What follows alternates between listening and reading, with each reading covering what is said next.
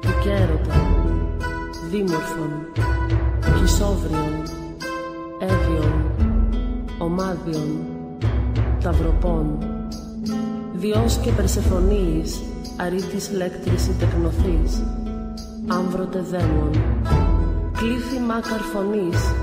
ειδείς δε πίπνευσον αμυμφής, ευμενές ήτορ έχων, συνευζώνηση τυφίνες,